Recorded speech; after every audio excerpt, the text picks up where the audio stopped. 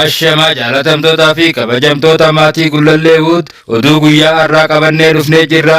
Hamadhuma qophii keenyaatti nu hordofuudhaan warri maatii Gullalleewwut hin tahin asumaan maatii Gullalleewwut ta'uudhaaf share, like, subscribe gochuudhaan maatii taha. Amma gama qophii keenyaatti isin dabarsinaati nu hordofa.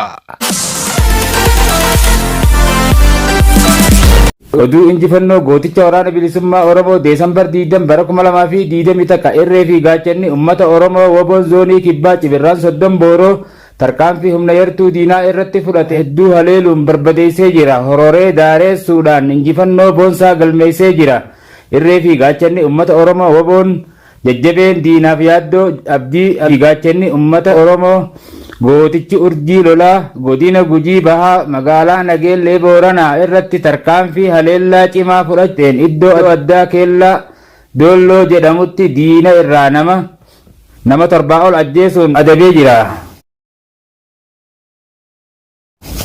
Akkasuma galgala sa'aatii 11 fi daqiiqaa 30 irraa hanga halkan sa'aatii 2tti kaambii diinaa aanaa Liibaan ganda Daarussalaam irratti tarkaanfii cimaa fudhateen diina irraa nama 15 ajjeesee 23 madeessee meeshaa AKM 4 fi motora haarawa 2 fi qarshii 30,000 irraa hiikuun kaambii diinaa guutumaan guututti to'annoo waraana bilisummaa Oromoo jala oolee jira.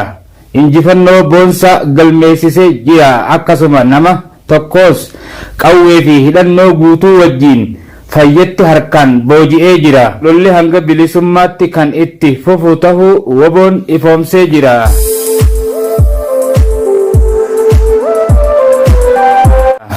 Itti fufuudhaan Deesambar 21 bara 2021 godina Booranaa keessatti WBOn tarkaanfii haleellaa cimaa humna yartuu Abiyoot Kaasaahee irratti fudhateen iddoo addaa Malkaa Halluu jedhamutti diina irraa nama 2 ajjeesee 3 madeessuun madoon isaanis areerotti yaalamaa kan jirtu ta'uu maddeen keenya nuuf ifoomsanii jiran. Haaluma kanaan Malkaa Halluutti ganama keessaa sa'aatii 1 fi daqiiqaa 30 hanga sa'aatii 2tti irratti tarkaanfii cimaa fudhateen diina irraa nama 8 ajjeesuun 5 madeessee injifannoo boonsaa galmeessee saba Oromoo gammachiisee lolli hanga galma bilisummaatti kan itti fufu ta'uu WBOn beeksisee jira. Injifannoon uummata Oromoo. Injifannoo gooticha waraana bilisummaa Oromoo Deesambar 21 2021 irree fi gaachanni uummata Oromoo WBOn zoonii lixaa tarkaanfii humna yartuu diinaa irratti fudhateen humna yartuu diinaa hedduu hororee daaressuudhaan injifannoo boonsaa galmeessee jira. Irree fi gaachanni uummata Oromoo WBOn jajjabeen diinaaf yaaddoo WBO zoonii lixaa lola guyyaa 2 walitti aansee Wallagga lixaa fi Qellama Wallaggaa aanolee Mandii Abaaboo Gaambeellaa fi Qashmaandootti waraana ifaajistii Abiyoot Kaasaahee jedhamuun waliin geggeesseen injifannoo boonsaa galmeessee jiraachuun gootichi waraana bilisummaa Oromoo ABO'n ifoomsee jira. Lola kana irratti meeshaalee booji'aman AKM 270 BKG 16 Dishkaa 8 konkolaataa 3 fi oraalii 2 ambulaansii 4 rasaasa 1000 lakkaawwan qabsoon bilisummaa Oromoo galiif ta'ee jira. Eegala waraana PP 600 ol ajjeesuun hedduu maddoo adabee kan hafte bittinneessee jiraachuu waraanni bilisummaa Oromoo ifoomsee jira. Deesambar 2021 irree fi gaachanni uummata Oromoo WBOn zoonii lixaa tarkaanfii humna yartuu diinaa irratti fudhateen humna yartuu diinaa hedduu hororee daaressuudhaan injifannoo boonsaa galmeessee jiraachuun ifoomsee jira. Irree fi gaachanni uummata Oromoo WBOn jajjabeen diinaa fi yaaddoo gootichi Abdii Sabaa tarkaanfii halkan edaa sa'aatii 6 irratti warshaa darbaa moogor kan jedhamuun sinnoo biltiqinnaa nama 14 kafayyaatiin booji'ee jiraachuu waraanni bilisummaa Oromoo zoonichaa ifoomsee jira. Yeroo ammaa kanaas hanga sa'aatii kanaatti warshichi to'annoo jajjabee jalatti argamuun waraanni bilisummaa Oromoo ifoomsee jira.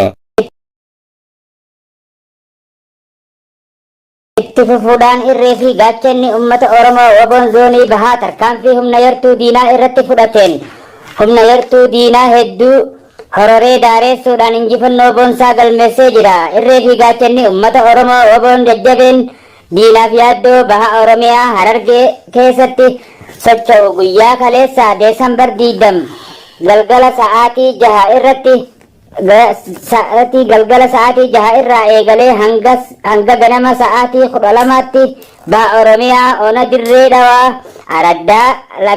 araddaa lagadoon bakka addaa ganda baddannoo fi Jabiibaa jedhamuun beekamu keessatti lola marroo lammaffaaf waraana tiksitoota sirna naftanyaa waliin geggeesseen humna diinaa irraa 7 battalumatti ajjeesuun 9 madoo taasisee meeshaalee waraanaa kilaashii AKM 8 girnoofii 1 fi telegiraamii turiyaa 1 irraa hiikuun mooraa qabsoo bilisummaa Oromoof galii taasisuu ajajaa WBO zoonichaa beeksisee jira.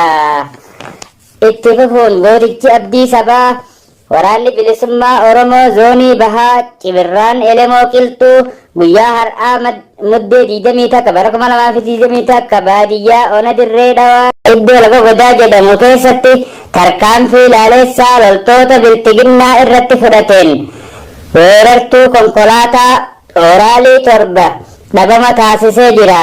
Sa'aatii ammaa kanaas baadiyyaa dirree dhawaa iddoo laga godaa jedhamu keessatti lola jabaa gaggeessaa jiruun weerartuu PP akka baala mukaatti